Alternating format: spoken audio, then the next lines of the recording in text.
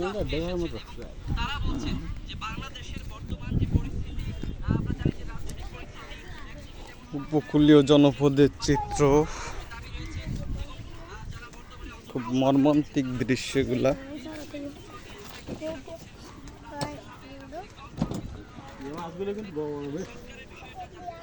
অনেক বড় মাছ। আমরা এখন শাখো পার হচ্ছি। এখানে একটা কালভার্ট ছিল, কিন্তু সেটা ভেঙে গেছে। এখানে বসবাস করে বিভিন্ন জায়গার লোকজন।